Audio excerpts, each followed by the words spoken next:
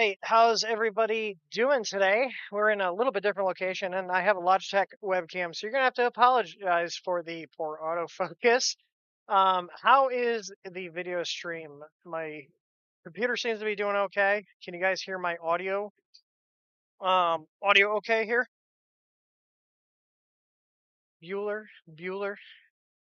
I might actually, uh, I might actually set a fixed focus distance on the webcam here. Man, this takes me back because I have not had to do that in a bit. So let me see the focus here. We're gonna go ahead and take it off of auto. There we go. We're gonna bring this into manual focus so it's not sitting here hunting the whole time. How's that looking, everybody? We're gonna keep that. There we go. All right. So I am running my audio through NVIDIA's broadcast since I do have an RTX GPU in this computer. So that'll be good. Is autofocus off? Autofocus is off. There we go. We should have a nice locked in stream. So we are out in the print firm today. Matt is getting all the printers hooked up. We're getting ready to fire up all the new rebuilt machines. You can see the printers in the enclosures now have lights. We have easy neos on every single printer out here. We've just spent, I don't know, the last 3 weeks overhauling every single machine, going through maintenance tasks like changing out all the wheels, the belts, adjustments, all new nozzles in all the printers. Every single printer has a new nozzle.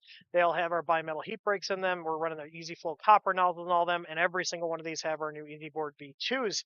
And then for the connectivity to actually manage the printers and control them, we actually have easy plugs on every single printer. Like for example, I can toggle this one off here. Hey, you see there? That one shut off. That was me, Matt, by the way.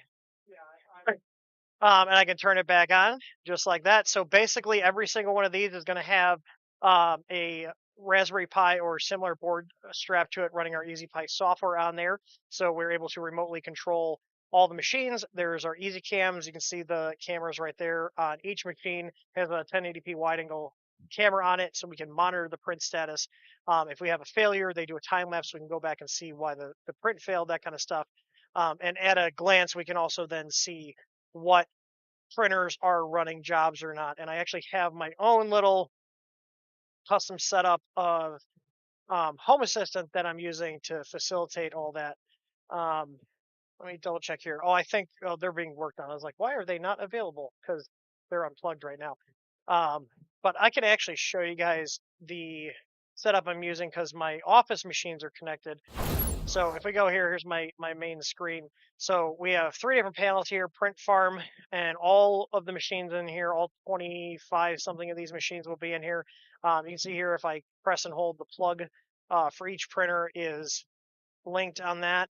And then if I go ahead and do a click there, it will fire up the Octoprint instance for that machine. So yeah. Oh, I know why the camera's not loading because I replugged all of them. So if I just reboot them, the cameras will come back up.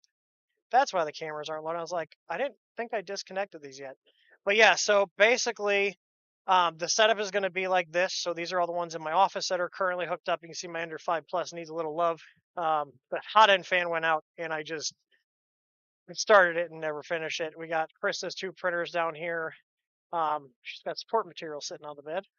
But yeah, so all the printers here, these will all be into the same system. And then basically what I'm doing right now is getting everything set up, getting all the Pi instances paired up with their Wi-Fi plugs, and then getting them all added into here. And the cool thing is we do have statuses. So this one was printing earlier today. We'll be able to send notifications to Microsoft Teams or Telegram or whatever on the print failed, print start, print stop, or pause. Like if the machine needs more filament, we can have it actually send us a message to the print farm channel. You see here as the Pis are restarting, their cameras are coming back up. So the cameras were broken because I had moved them to a different port about 10 minutes ago before I started. So, but you can see here if I turn it on, the image goes into color instead of black and white. I'm actually using a Lovelace card to do this. So you can see the status, the state entity is the plug. I've got the camera here. for it, the path. So if you click it, the path will be the Octoprint URL, and then I got the current state, job percentage, and camera. So to save bandwidth, these don't update um, in real time. If I want a real time update, I can click here, and this is a live feed of the printer. These will update every 10 to 30 seconds. It's their auto feature within Home Assistant. So after going back and forth between OctoFarm and FDM Monster and all these other print farm management solutions, even a local copy of Obico, I figured this was just the best way to do it for long term because we know Home Assistant is going to keep getting updates. Everything works with Home Assistant correctly. So it just makes sense to use Home Assistant. It's not as convenient for like multiple file management like some of these other platforms are. But the thing is, this works right now. Like right now, everything works. The plugs integrate with it, the cameras, the Octoprint installations. You can also use Home Assistant with Clipper if we decide to start messing with Clipper in the farm. We probably won't do that anytime soon, but we can if we want to later on. So this is we're going to be doing. The cool thing is too, we can have automation set up, where if like the printer goes from a printing state to operational, we can assume the printer's done running its job. So I can have it fire a message to a webhook in Teams to say, hey, Abby just finished its print. You can go harvest the print, that kind of stuff, and even embed like a URL to the Octoprint instance, that kind of stuff. Um, if the printer's in a pause state, I could also have it fire off a message, hey, Abby needs filament, or Abby's paused for some reason, go check it out, or hey, Abby encountered an error and shut down, go look at that printer, that kind of stuff. So we'll have historical data.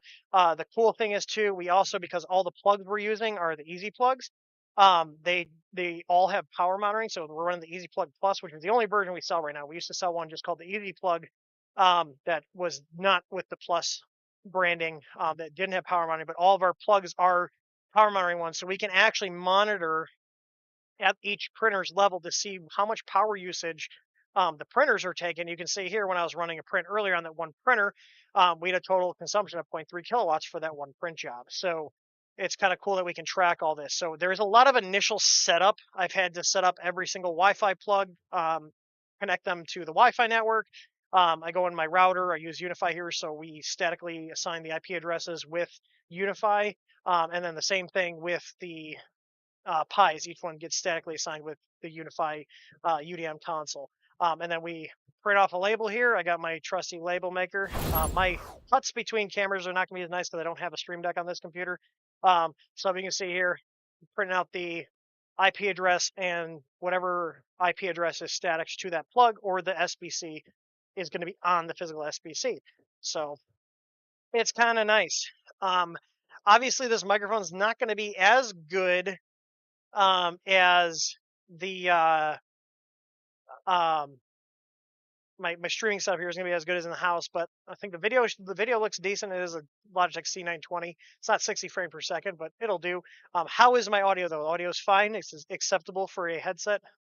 It's just a cheap wireless headset I got on sale on Amazon.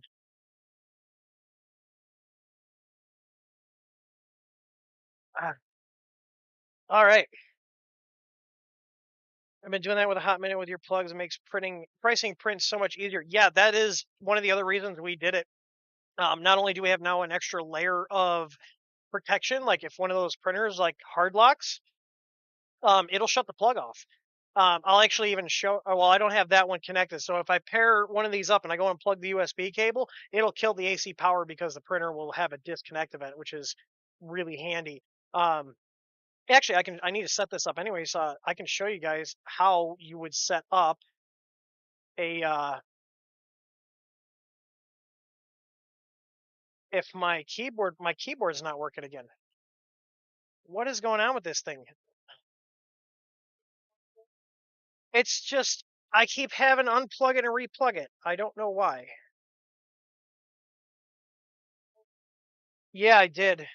Hang on, let me unplug and replug my dock. Give me 1 second, guys. I don't know if it's gonna, well, drop my video. Just stay here. I'm not gonna stop the stream, but let me just replug my dock here.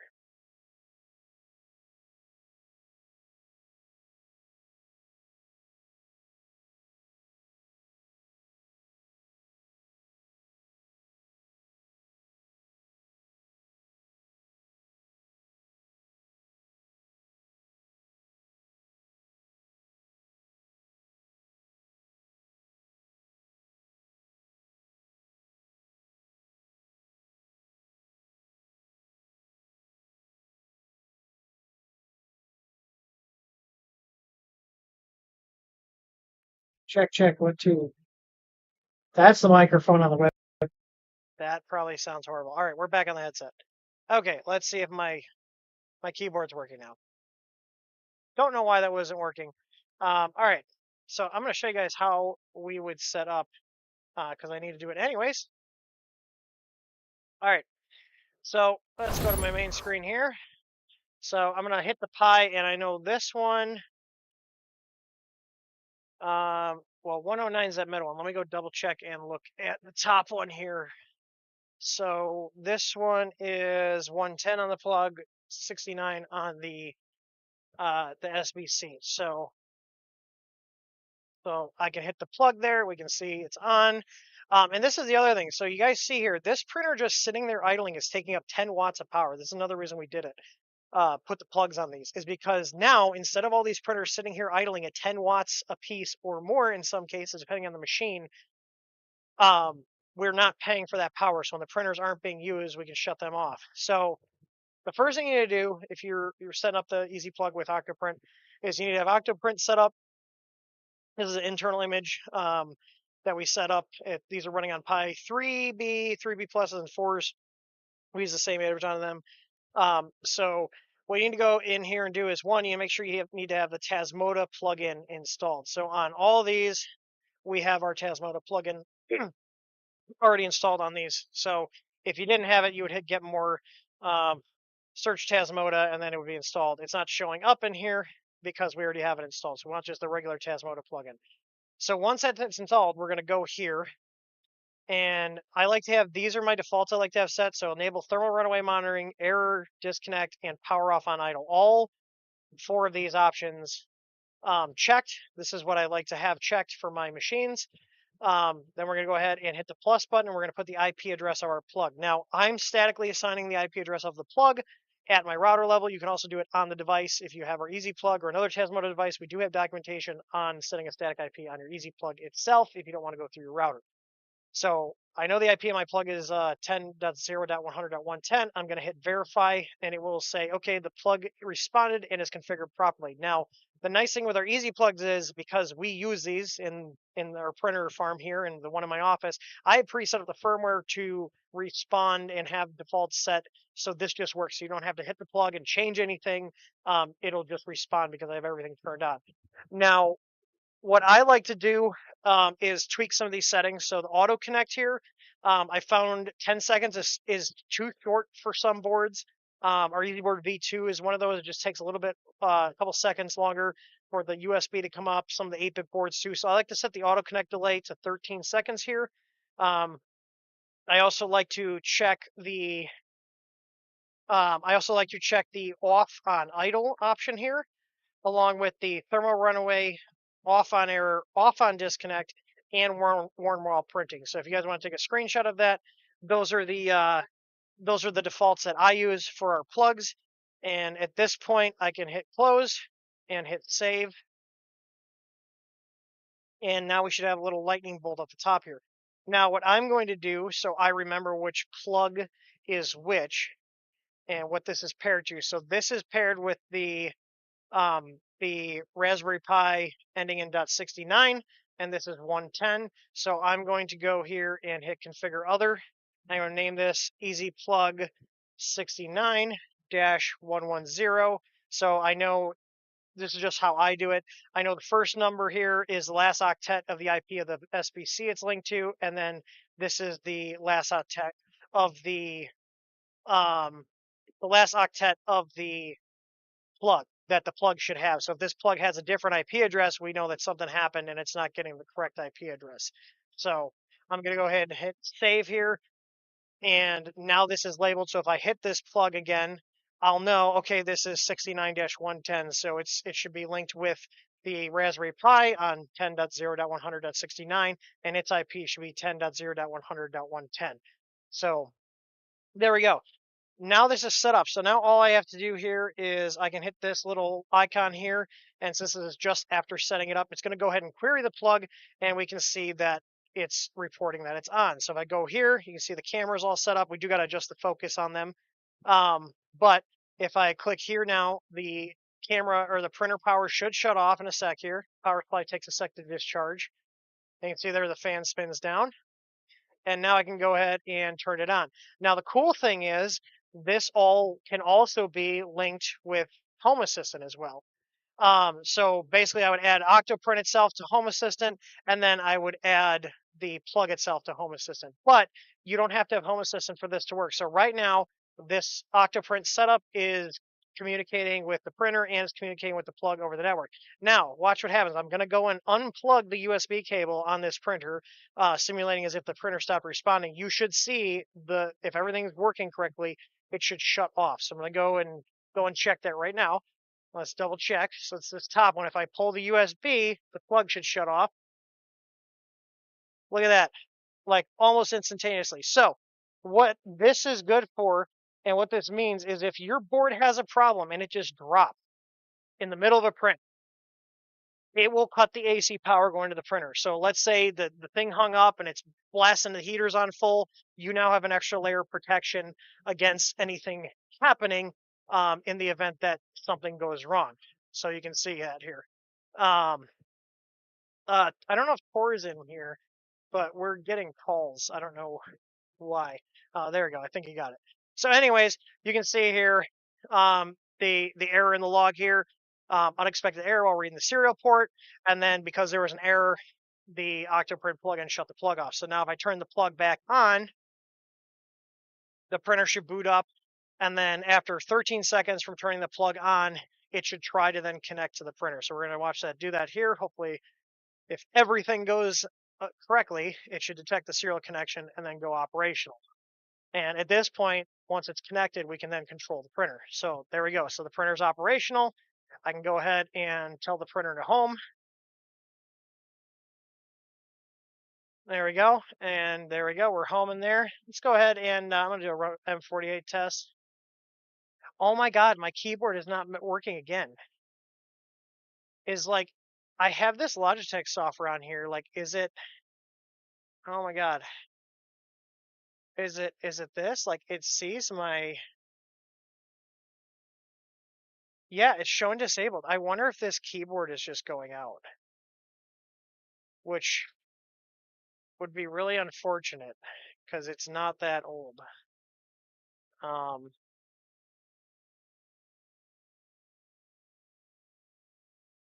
That's disappointing. Why is it inactive?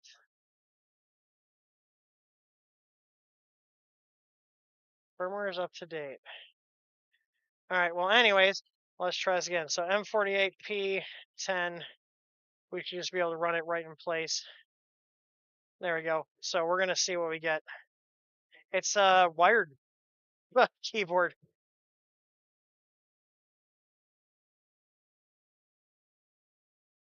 And there we go. I'd say that printer is pretty well dialed in. So M48 got a 0.001635. So anyways, I'll probably reboot. I'll just keep replugging the keyboard. But anyways, yeah.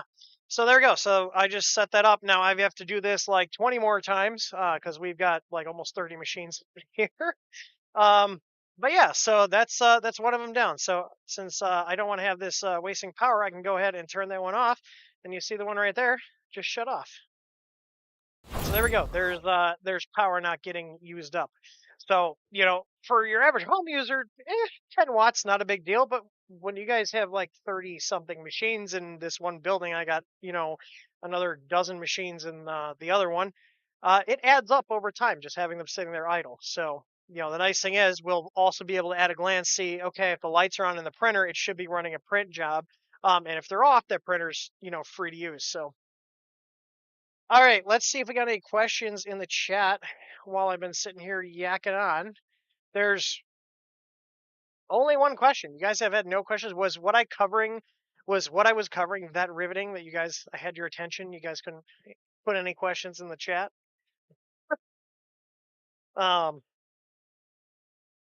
surprised. Usually there's a bunch of questions. All right.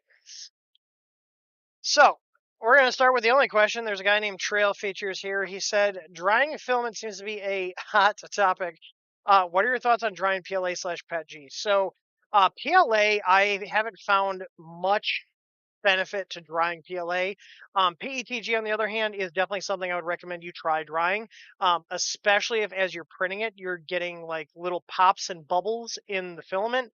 PETG will pull in more moisture, and this is just on my experience. This isn't any um, scientific evidence. My experience has been that the PETG seems to pull more moisture in than the PLA. Nylon's another one that you definitely want to have um, dried to print it optimally. You also want to make sure that the nylon is kept dry even while you're printing it, because it is very high. I think hydroscopic is the correct term, but basically means that it absorbs moisture readily. Um, and nylon can absorb a lot of moisture. Nylon is definitely one of those ones where you probably want to get like a filament dryer and print from the filament dryer with it running. That's one of the reasons I have one of the Sunlu filament dryers here, is in the event that I do need to print a material like nylon, I have something to actively keep it nice and warm to keep it dry while I'm printing, so I can get the best print quality. I typically don't use a filament dryer that often unless I have a print quality issue. I don't think I've ever had to dry a brand new roll of PLA. Some PETGs I've had to dry from all sorts of different brands, and they do come out cleaner. If you're getting a lot of string with PETG, I would definitely recommend drying it. And I'm gonna plug our link here. I did actually a really nice write up in our help center here that has links to some food dehydrators, some cheap ones that you can get. And then we'll just show this here. So filament drying and handlings is in our help center. I just posted the link in there. Um, these nice sealed like food containers are really good. I've also seen guys take these and modify them where they put like a little roller in the bottom and put the desiccant in the bottom, and they feed right out of here, kind of make your own dry box type of thing. We also do carry bags now. I probably should um, put this on here, but we do also carry. That's not what I wanted. We do carry bags to keep your filament dry, and it includes desiccant. So we have the Easy Store filament storage kit here. It's 13 bucks. You get 10 bags of pump, some desiccant, some sealing clips. And also, if you guys have desiccant, you can just put the desiccant in with the bag already. As you can see here, this is what it looks like. So they seal up really nice. So if you guys are looking for something like this to keep your filament dry, like I wouldn't probably waste it unless you're really paranoid. Uh, put your PLA in there, but your PETGs, your nylons, TPEs, TPUs, the flexibles like to pick up moisture. This is a really good, cheap way to do it. And if you need more bags, it's $1.49 for an extra bag. We got a ton of these. So basically, you got a nice little kit there. But this article here, um, Corey, I'm assuming you're watching. If not, either way, I'm gonna remind them we need to put a link to our own stuff on here. So, but anyways, this is actually a picture I took. This is the food dehydrator I use for drying filament. The only thing that's broken out is one of the segments of the screen doesn't work, but it still works fine. It's just a visual thing. But anyways, this is a really nice dehydrator. I have like links to a cheaper one here. Apparently this one's unavailable. I'll have to update that. Put little Amazon affiliate links in there. This one, yeah, this one's still available. So this is the one I use, and the reason I like this one is you can fit a ton of filament in it, and these trays come out. So this one is more expensive, but it is nicer. This one, these style like these here, you have to clip the trays out, which I used to do. I can tell you if you got the money and you want to dry a bunch at the same time, um, the what is going on? My keyboard's messing up again. Like there's nothing else. Like I don't understand why just the keyboard's messing up. There's a ton of other USB devices on this bus. Anyways, so these are drying times that I worked out myself. Basically, I looked at what other people were drying. I went ahead and tested it myself, and then some of these might be similar to what other people have said for different drying times. This is what I found is best. You can also use the dehydrator to recharge your desiccants. So like little packets, if you throw them back into the dryer and dry them out, it will dry the desiccant packets out. So you can reuse those desiccant packets. For as long as, for as much as I understand, The desiccant, as long as it's not turned to a powder, you can keep drying it and keep basically recharging it so it goes ahead and will dry, and then can keep dry. So, but yeah, this Kasori one, I like it. I don't even remember when I wrote this article. It was a while ago. I've had it. I've used it quite a bit, and it's just kind of a tool I keep on my workbench in case I need to dry something out. And it's been great. It's got a timer and everything, and like I said, you don't have to modify it. You just don't put the trays in, and you got yourself a nice filament dryer. So, I mean, just for comparison, so like I got a link here to Print Dry. We're not affiliated with them or anything. Um, I was gonna say, man, their site's taking. I thought, man, their site is slow. Um, but yeah, just to give you guys like an idea. So like, clearly their website is really slow. Compared to like the Kasori, like, do you see this? It's $200. Like, yes, it's actually oriented for filament. But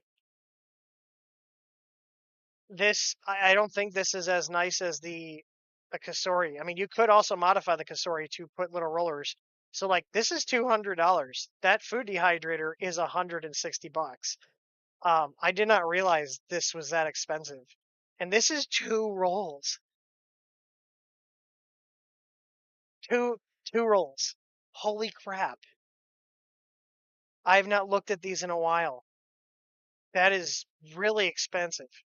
This is basically just a custom top on top of a regular food dehydrator. Um, that's wild. Okay. Yeah, so let's see. There should be some questions now. We got questions? Yes, we do.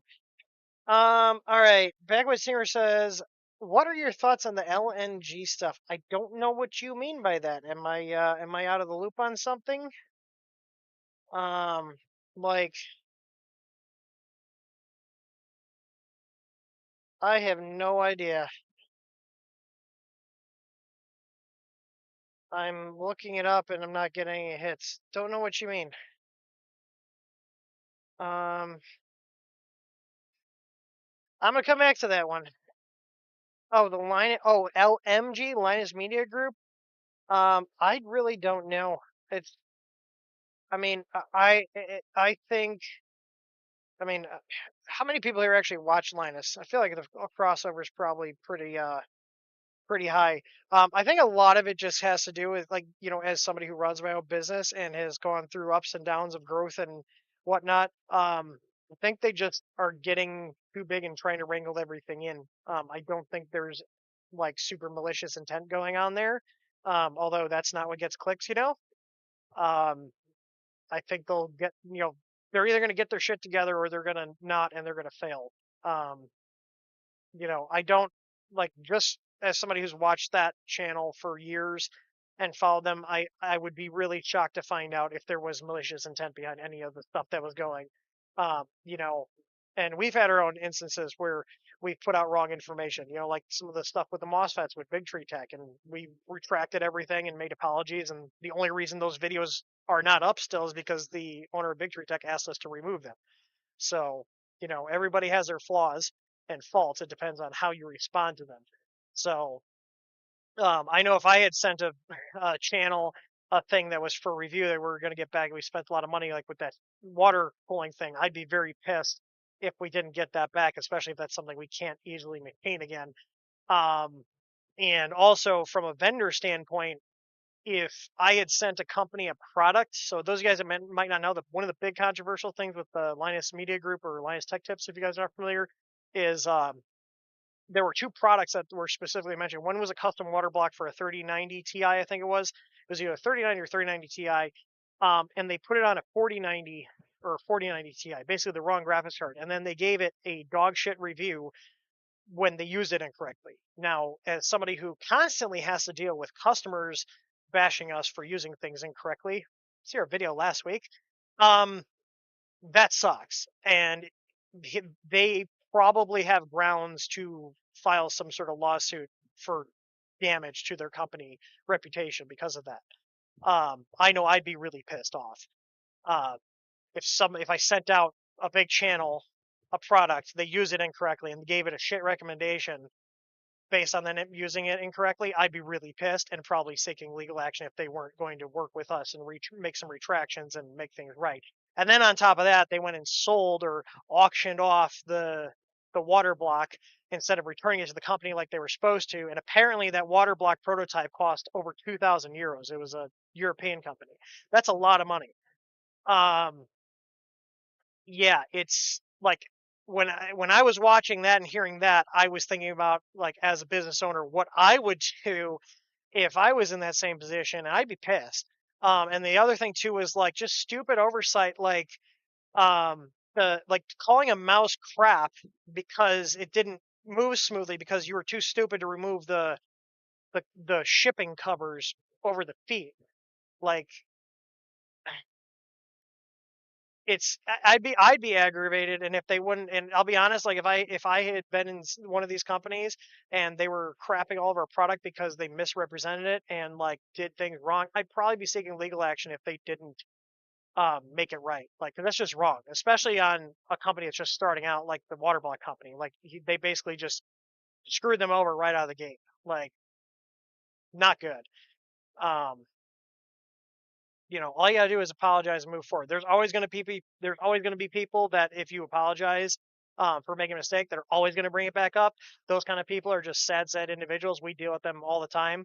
Because I've made mistakes on reporting stuff, and I try to retract and put stuff out there to correct it. But there's always people that will always be like, "Well, that's one time they did this wrong," and they will never let you live it down.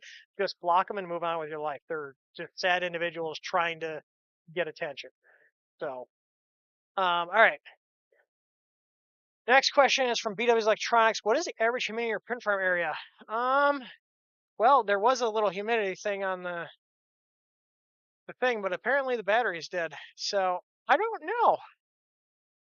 All of our new stuff is sealed, so it doesn't really matter. But we store all of our filament inside the building.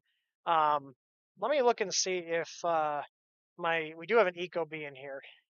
It is like 1,000% humidity outside. It is like Satan's armpit outside right now. Um, let's see. Do I have the humidity? Yeah, I do. So currently in the shop, it says it's like 62% humidity right now. Is that correct? I see a percentage here.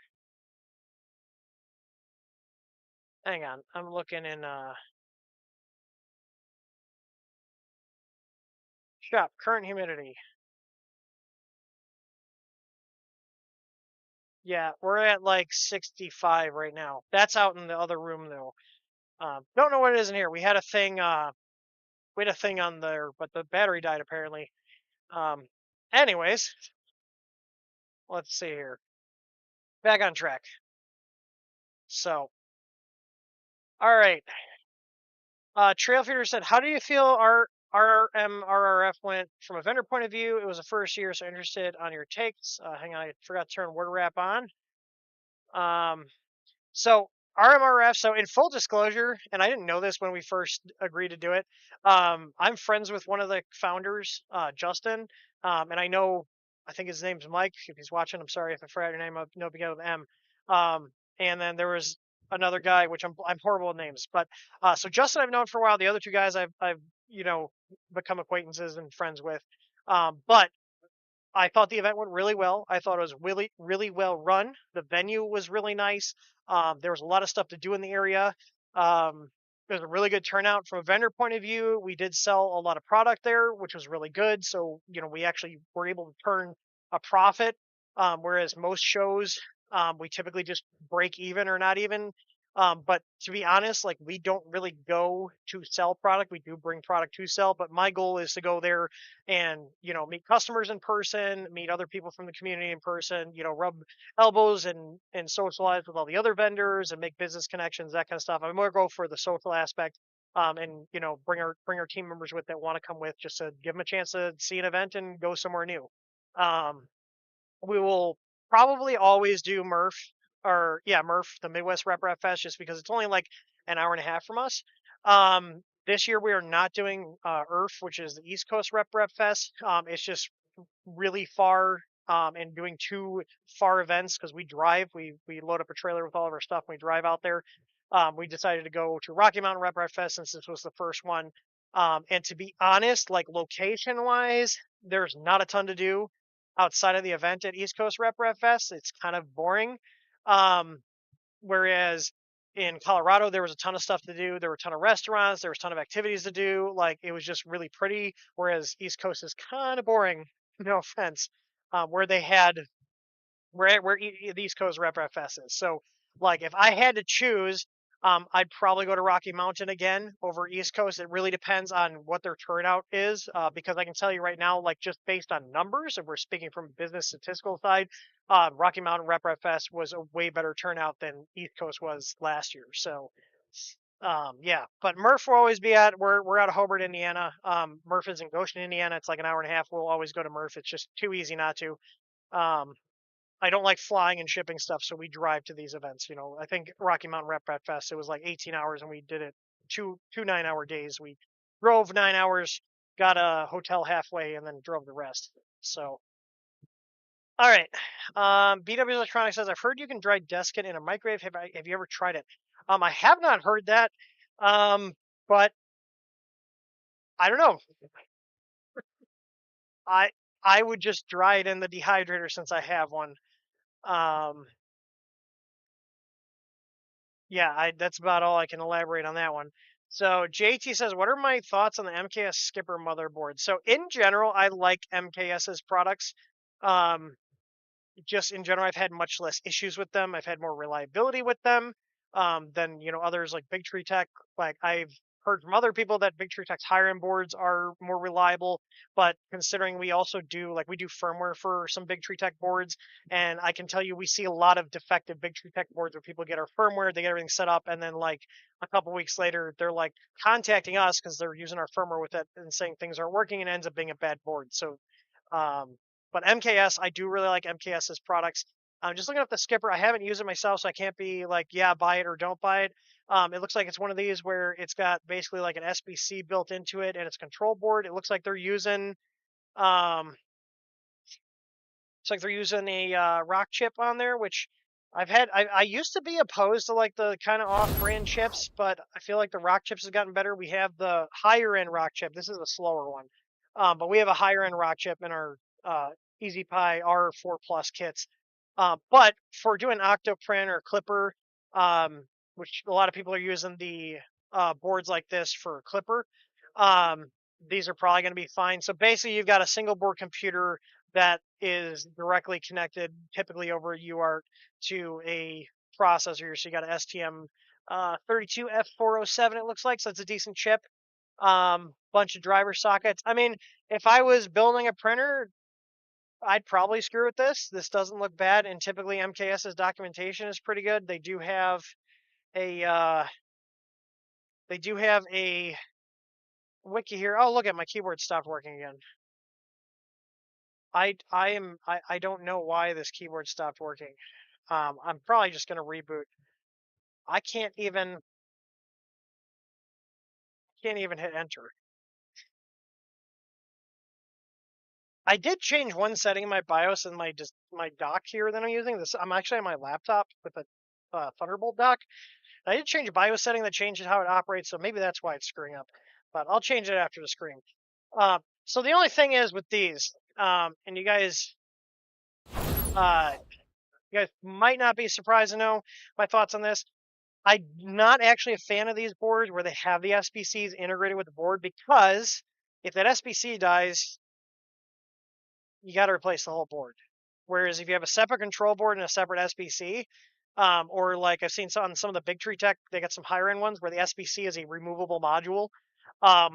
It's the same kind of thing why I have a separate modem and I have a separate router and I have a separate network switch. I have separate access points. I don't like all-in-one style devices. I like having my SBC separate from my printer. That would be one of the main downsides why I probably wouldn't buy or sell something like this is because of if one thing dies, the whole thing needs to be replaced. It's kind of wasteful, but I also get the convenience of it. Yeah, but it looks like their documentation is pretty good. They've got looks like they have a guide here and pre-built image for Clipper and stuff on there. And, like, their documentation seems pretty good. If you don't mind having a single device like that, where if one thing dies, you have to replace the whole thing, then I guess so.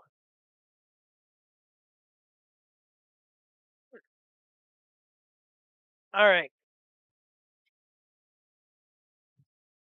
And CJ Truck chiming on the LMG, the Linus Media Group thing. It's pretty dumb. They were so confident that the small company released a poor product, even though they were in the wrong. It's like nuking the company from orbit. Yeah, that's the other thing. That's, you got this really small company that sent a prototype product to a very big channel, and that channel just took a giant dump all over them when that company didn't, when that big YouTube channel didn't even use it correctly. Like, I would be pissed, and I would be threatening legal action if they didn't do a retraction and say, hey, sorry, we screwed this up because we didn't do it correctly. Like, it's just wrong. So, but that's just me.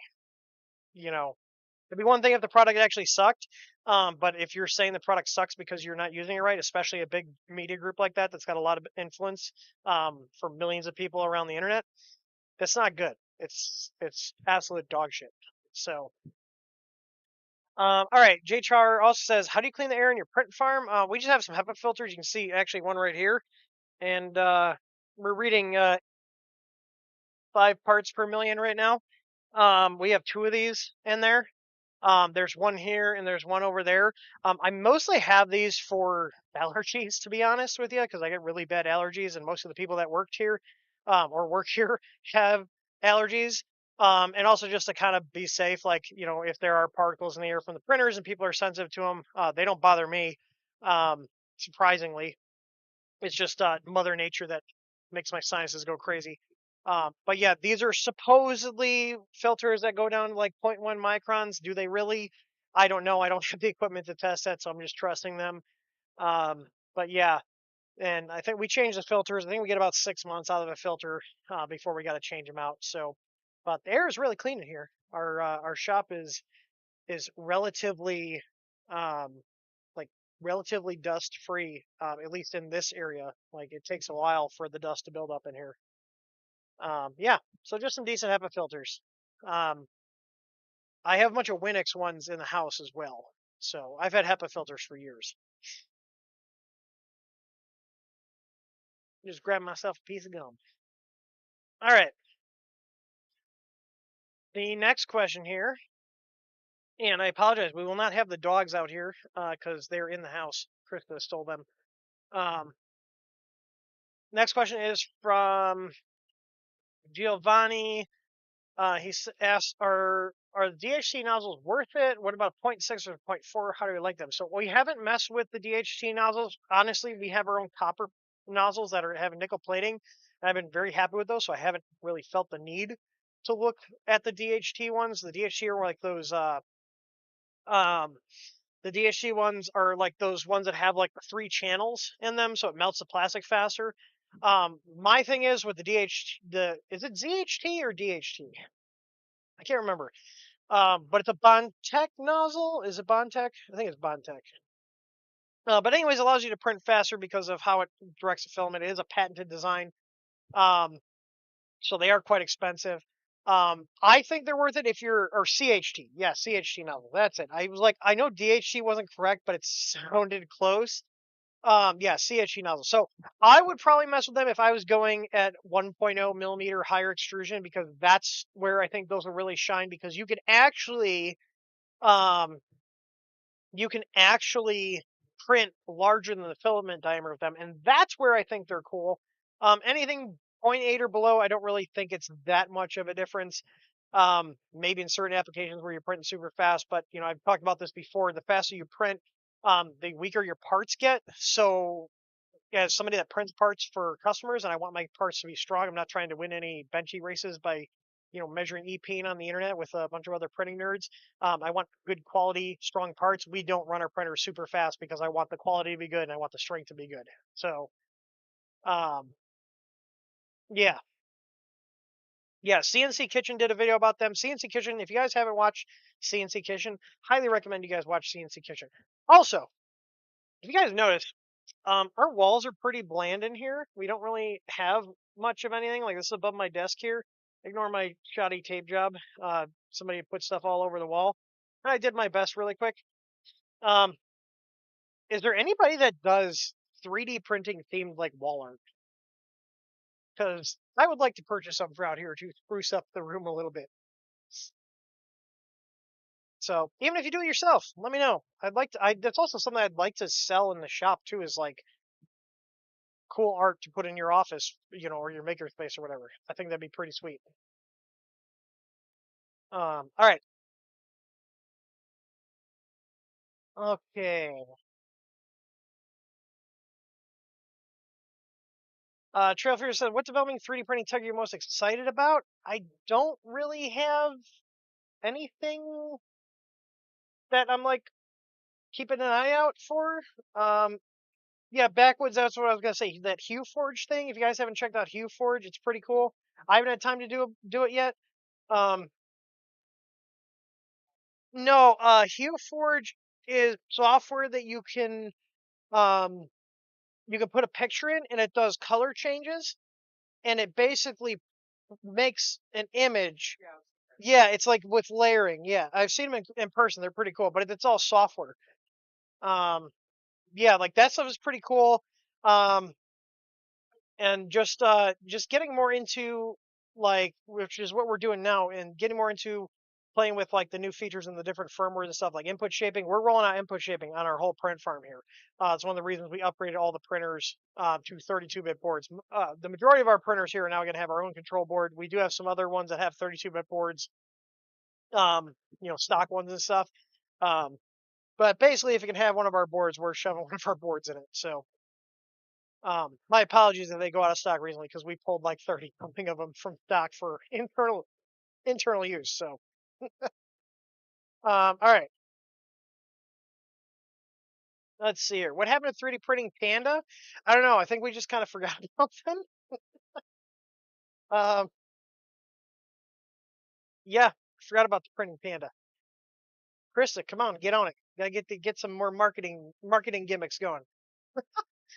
Um, all right. I think we're getting close to the end. So I got, if you guys want to throw some extra questions in, you can, but I may or may not get to them. So let's see. We got a couple more questions here. So Jay Trower says, do you also have high CO2 in the farm when the doors are closed? I tested all of my gear going, and the CO2 is super high with everything going. Maybe I'm giving myself brain damage. I don't have anything that monitors CO2, but why would the printers be producing CO2?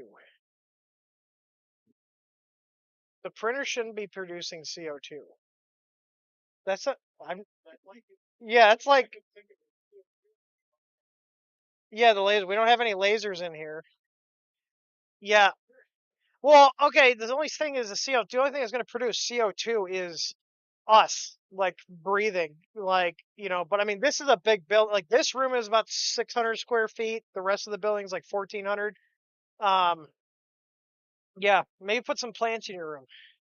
If you want some plant recommendations, shoot us a message and ask to talk to Krista. She's Miss Plant Lady. I don't know if he's talking about fumes. I mean, I don't smell well, I mean, we don't have a bunch of them running, but you typically don't smell because we got the HEPA filters going. Oh yeah, you'll smell the ABS. ABS smells. Yeah. I don't know if I'm just slowly killing myself, or if I'm immune to ABS fumes, but eh, whatever. I do have good airflow in all rooms. Like, I have a little fan down here. We got a big fan sitting here. I don't like stagnant air in general, anywhere in the house. So, I see Armel's asking, is your K40 still around? It is in the garage. I actually thought about maybe moving it out here because we do have a vent on there, but also, like, I don't know, we don't have a ton of room out here. We are moving stuff around and making more room and better use of the space. Um, but we'll see. I have it set up in the house and I use it on and off here. All right. JT, have you heard of the bento box DIY HEPA and carbon air filter? I've only seen one review and it wasn't that detailed. Other than that, it seems like a great option for cheap. So I actually talked to a customer on the phone. Um, and he was telling me about that. It looks like a cool idea. The thing with HEPA filters is you do need a fan that can move, um, like, um, can like move a ton of pressure. So either you need to have a ton of surface area, like these just have a ton of surface area, and they have a fan that's really strong that pulls it through, or you got to have something that pushes it through. The biggest thing you're going to notice with any sort of filter is if it has carbon in it, it's going to cut down on the fumes. It might not actually be filtering out particles, but if it's removing the smell, it could give you that illusion that it is filtering the air, just because it's removing scents. Like when I had resin printers, we used to get these.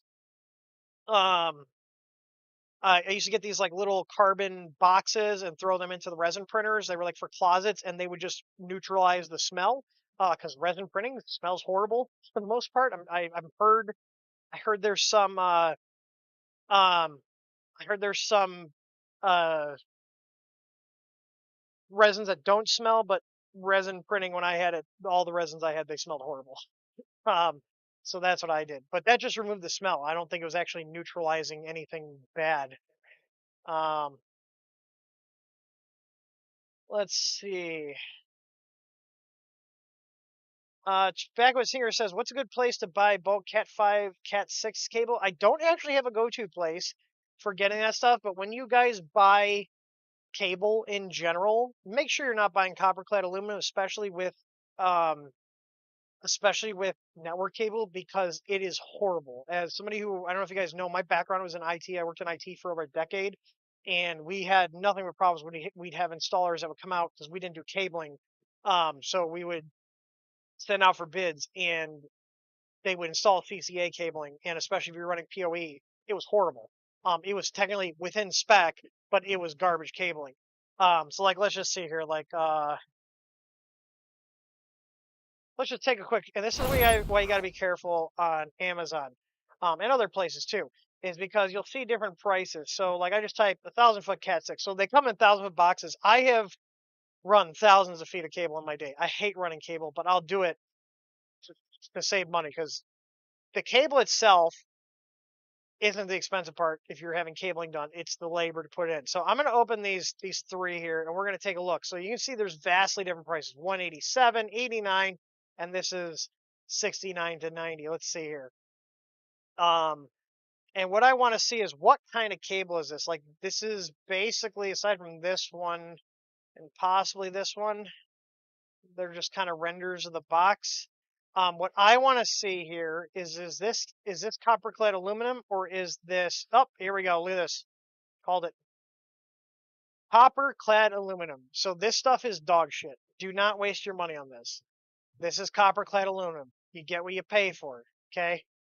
CCA. So if you're buying cabling of any kind, whether it's power cabling, network cabling, don't buy copper clad aluminum, especially for data. It's dog shit. So let's go to Cables Direct. Cables Direct is a pretty legitimate company, but it wouldn't surprise me if this cheaper one. Um, am I thinking of Cables Direct, or am I thinking of someone else? I might be confusing with someone else. But let's see. Given the price point, $89, so $90 for 1,000 feet, I'm going to assume this is also probably copper. Yep, right there. CCA, copper clad aluminum. This is dog shit. Don't buy CCA. And my keyboard's not working again. Let's see here. 187. This right here. Solid bare copper wire. Cables Unlimited. Nemo got it. That's who I was thinking of. So yeah. So basically, I would figure you're gonna be paying over $100-something for 1,000 foot of non-CCA. This is solid conductor, so this is probably not CCA. I'm looking here. Um, this though, nope, never mind. This, okay. Here, look at CCA cable, but this is misleading. Solid conductor, I guess not really misleading. I guess solid versus stranded. Um, but you can see here, solid bare copper. Yeah. Monoprice is pretty good. Actually, I would probably go with Monoprice if I'm buying bulk cable. Just go right to Monoprice or Monoprice. That's actually where I go. And I am typing, but it's not working. I don't understand why this is not working. This is very frustrating. Um, is it working now? Yeah, it's working now. I'm just gonna reboot. We're almost done with the stream. But yeah, mono price is probably where I go. Mono price. Yeah. Cat 6. They do sell bulk cable. They also have really good prices on regular cable. But yeah, here. Just make sure you're buying pure copper. Don't buy the um don't buy the CCA crap. And actually, look at this. This is 1,000 feet of actual copper cable for $124. This is another thing. I'm not a big fan of Amazon. I will only buy from them if I need something super fast or if I can't find it anywhere else. But most of the time, you're overpaying on Amazon, even when you factor shipping in and stuff. A lot of places are cheaper than Amazon. You know, like we're actually cheaper on many things on than Amazon because Amazon has a lot of markups. So let's see what this would cost me. So they were like what, $180? Look at, I can get 1,000 feet of actual copper wire for 124 bucks, 125 bucks shipped to me. It's a great deal. Yeah, I would go to Monoprice. I completely forgot about them. All right, let's see. All right, Mills, with your limited laser experience, have you seen the X-Tool P2? I'm super tempted to grab one right off from my wife's craft company. I have not messed with the X-Tool, but if you want to talk about um, lasers, check out Tripod's Garage here on YouTube. His name's John. He's actually about an hour and a half from here. He's in Illinois. Really good guy. He does 3D printing, but he's also really into lasers. I think he has an X tool laser. I don't know. He's got a ton of them, but check him out and hit him up. He's awesome. He's also on Twitter or X, whatever it is now. Um, Someone said, "Can your new guy smith us up something on stream like a horseshoe?" They want you to smith up a horseshoe. You haven't made horseshoes? Okay. You have those printers done yet? Come on. I'm just messing with you. Okay, just if the network cable's bad, throw it out and grab another one. It's not showing any IP.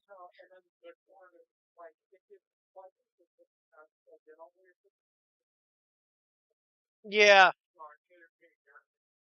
Here, hang on one second, guys.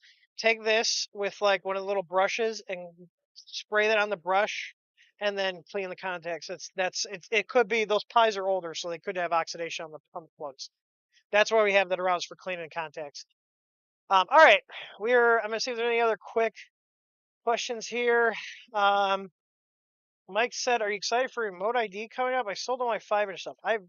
The drone crap. Yeah, I don't follow any of that stuff.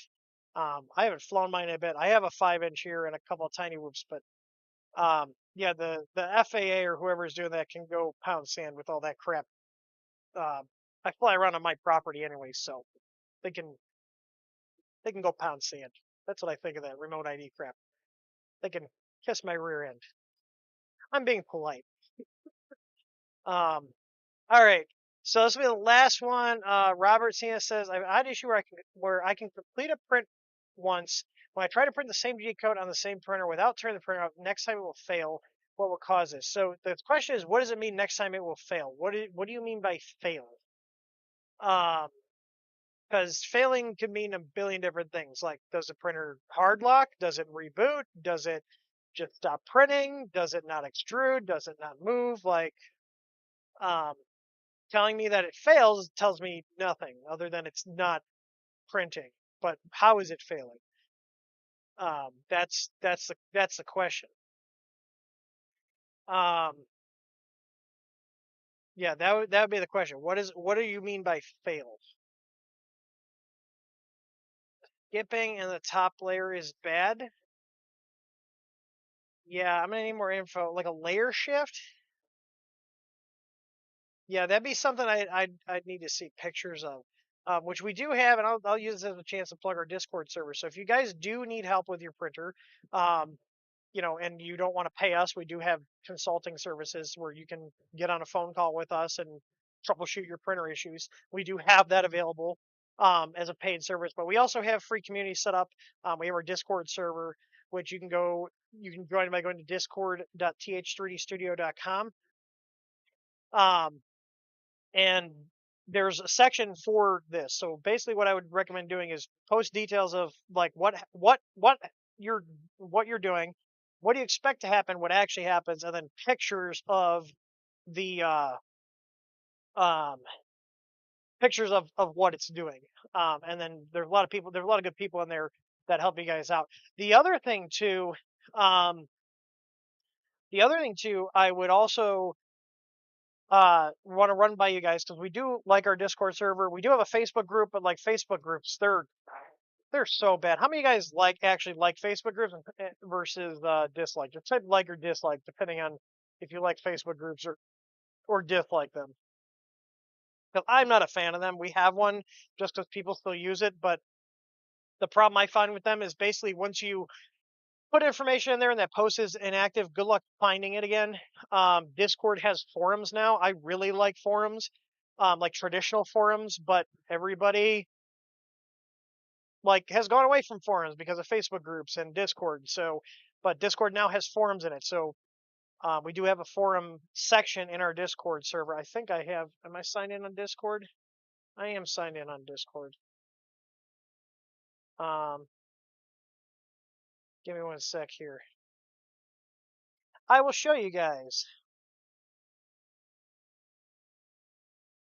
So basically, where's my OBS? Sorry, I don't have my Stream Deck here to switch through stuff. So anyways, so like this is our Discord server. We have like a general help here. We have firmware specific help, and we also have hardware as well. That one I would probably just post under the general help. But basically we have like these three sections for getting help. So like if you need help with your firmware, you can tag it with Marlin or Clipper or Unify or RepRap. And then you can also just post a general thing here. So like what it's related to. I would probably do the print quality tag. The nice thing is you can actually search by tag and filter out by tag in here. So it does work pretty well. And also, if you guys want to, we do look through this for prints. If you guys are um, on our email list, we look for people's cool prints and stuff. So if you guys want to be featured in our newsletter and get a shout out, that kind of thing, go ahead and post up in here. We do look for submissions in here. But like I said, there's three different sections here to get general help with your printer, firmware, or hardware help. This is in our Discord server. This is free for anybody to use. Also, if you guys are YouTube channel members of the Call to TH3D, you can get access to a private channel here. We post deals and stuff, and I hang out in here and directly respond to people. So you can bug me directly. Don't get too crazy, but you do get access to the VIP and the Call to TH3D here, which you can see is pretty active. So anyways, yeah, that would be a good one to post up in there. So all right, normally we would give the give the doggos some treats here, but they are in the house. So I am going to say thank you guys for watching. And before I wrap up, what did you guys think of me streaming out here with this setup? Is this acceptable? Is audio quality good enough for videos like this? I know the video is not as great as inside. I do have an extra camera set up, so I might be able to move that out here so I can have the same camera here. But like, what do you guys think? I mean, obviously the office is a little more interesting, but I'm doing a lot of work out here. This is fine.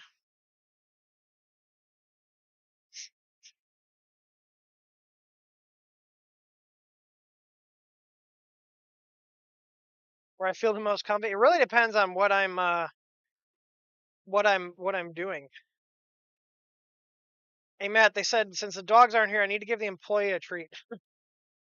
I don't have anything for him either. I did give him caffeine. That productivity. All right, we're gonna be doing a little quick giveaway here, like we do on all the streams.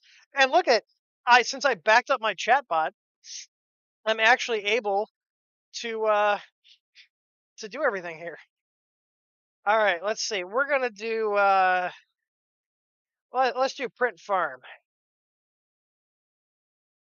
Will be the giveaway. All right, we're gonna open this up now. If you guys win, if you're the person who wins, and you are a customer of ours, all you gotta do is put an order number in the chat, and I will pull up your order number to get your email, and I will send you the um I will send you um the gift card right away. If you aren't an existing customer, then all you gotta do is send us an email with your like Google, you can click in the upper right hand corner. It shows like your Google account so we can verify who you are. And then obviously you'll be emailing us, so we'll send the gift card to that email. Okay, hang on. The giveaway just stopped accepting people. Hang on. I'm sorry. Try that again. Why is it not picking? Now it's picking people up. I don't know what happened there. Roberto Cena was the last one I grabbed. So everybody above Roberto Cena. So Nemo, Richard Sharps, Quarter Life, Michael Courier, Savag, R Mills, you guys all got to re-enter. Oh hey, Jerry's in chat. He said, "Tell Matthew I said hi." You can come over here and wave. Oh, lighting the laser on fire. I should find that. If Jerry's still here, let me see. I think I have that saved on. I think it's on Facebook Messenger. I think I sent that to him. Yeah, I mean to be fair, I was messing with him, so it was kind of my fault. I was turning the lights on and off remotely. Um, let's see here. I did make it so you can see the fire easier. I'm trying to find. I think I sent. Yeah, I did. Hang on. Let me see. Can I? Can I download? Oh yeah, I want to download this. Just save the video here.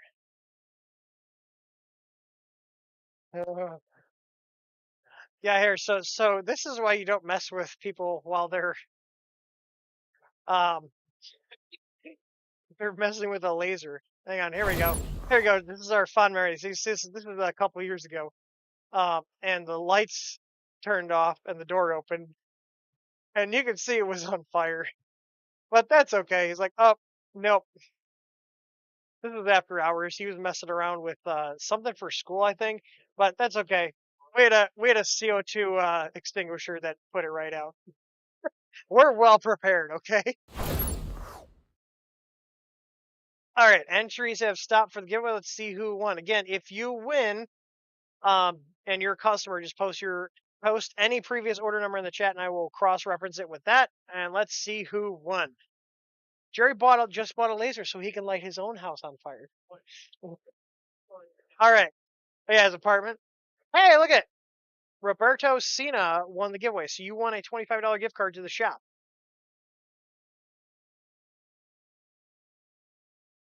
If you are not, Jerry said he already did. Apparently, he already lit something on fire.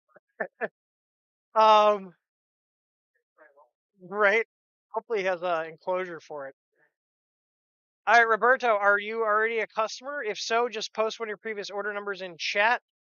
I'm looking to see if you're not a customer. You will be because we're going to send you a gift card. You can order some stuff. And you can order, if you don't want to pay anything, you can order up to that dollar amount and it won't cost you anything. But if you want to use it to get discounts on anything, there's no restrictions. It's just a gift card for the store.